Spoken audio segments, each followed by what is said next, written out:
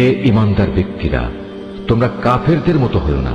তাদের অবস্থা ছিল এমন, এ কাফেরদের কোনো ভাই বন্ধু যখন বিদেশ বিভূয়ে মারা যেত কিংবা কোনো যুদ্ধে লিপ্ত হতো, তখন এরা তাদের সম্পর্কে বলতো, এরা যদি বাইরে না গিয়ে আমাদের কাছে থাকতো তাহলে এরা কিছুতেই মরত না এবং এরা নিহতও হতো না। এভাবেই এই মানসিকতাকে আল্লাহ তাআলা তাদের মনের আক্ষেপে পরিণত করে দেন। আসলে আল্লাহই মানুষের জীবন দেন, আল্লাহই মানুষের মৃত্যু ঘটান, এবং তোমরা এ দুনিয়ায় যা করে যাচ্ছ আল্লাহ তাআলা তার সব কিছুই দেখেন। তোমরা যদি আল্লাহর পথে নিহত হও অথবা সে পথে থেকেই তোমরা মৃত্যুবরণ করো, তাহলে আল্লাহর পক্ষ থেকে যে রহমত ও ক্ষমা লাভ করবে তা হবে কাফেরদের সঞ্চিত অর্থ সামগ্রীর চাইতে অনেক বেশি উত্তম। আল্লাহর পথে যদি তোমরা জীবন বিলিয়ে দাও অথবা তাঁরই পথে তোমাদের মৃত্যু হয়, তাহলেই তোমাদের কি করার থাকবে?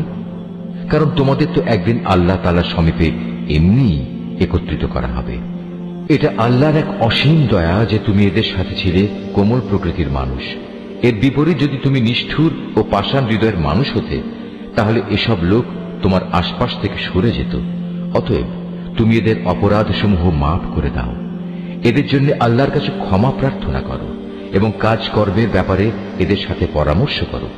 অতঃপর সে পরামর্শের ভিত্তিতে সংকল্প একবার যখন নিয়ে নেবে, তখন তার সফলতার জন্য আল্লাহর উপর ভরসা করো। আল্লাহ তাআলা তার উপর নির্ভরশীল মানুষদের ভালোবাসেন। যদি আল্লাহ তাআলা তোমাদের সাহায্য করেন, তাহলে কোনো শক্তি তোমাদের পরাজিত করতে পারবে না। আর তিনি যদি তোমাদের পরিত্যাগ করেন, তাহলে এখানে এমন কোন শক্তি আছে যে অতঃপর তোমাদের কোন রকম সাহায্য করতে পারে? কাজেই আল্লাহর উপর যারা ঈমান আনে তাদের আল্লাহর উপরই ভরসা করা উচিত। কোন নবীর পক্ষে কোন বস্তুর খেয়ানত করা সম্ভবই নয়। হ্যাঁ, মানুষের মধ্যে কেউ যদি কিছু খেয়ানত করে, তাহলে কিয়ামতের দিন সে ব্যক্তিকে তার খেয়ানতের সে বস্তু সহ আল্লাহর দরবারে হাজির হতে হবে। অতঃপর প্রত্যেককেই তার অর্জিত ভালো মন্দের পাওনা সঠিকভাবে আদায় করে দেয়া হবে। সেদিন তাদের কারো ওপর অবিচার করা হবে না। যে ব্যক্তি আল্লাহর সন্তুষ্টির পথ অনুসরণ করে, তার সাথে কিভাবে সে ব্যক্তির তুলনা করা যায়? যে আল্লাহর বিরোধী পথে চলে শুধু তার ক্রোধই অর্জন করেছে, তার এমন ব্যক্তির জন্য জাহান্নামের আগুন হবে একমাত্র বাসস্থান, আর তা হবে সত্যিই একটি নিকৃষ্ট আশ্রয়স্থল। এরা নিজ নিজ আমল অনুযায়ী আল্লাহর কাছে বিভিন্ন স্তরে বিভক্ত হবে। আল্লাহ তাআলা এদের সব ধরনের কার্যকলাপের উপর সজাগ দৃষ্টি রাখেন। আল্লাহ তাআলা অবশ্যই তাঁর ঈমানদার বান্দাদের উপর এই অনুগ্রহ করেছেন যে তিনি তাদের মাঝ থেকে একজন ব্যক্তিকে রসূল করে পাঠিয়েছেন, যে তাদের কাছে আল্লাহর কিতাবের আয়াতসমূহ পড়ে শোনায় এবং সে অনুযায়ী সে তাদের জীবনকে পরিশুদ্ধ করে। সর্বোপরি সে নবী তাদের আল্লাহর কিতাব ও তাঁর গ্রন্থলব্ধ জ্ঞান বিজ্ঞান শিক্ষা দেয়। অথচ এরা সবাই ইতিপূর্বে স্পষ্ট ভ্রান্তিতে নিমজ্জিত ছিল।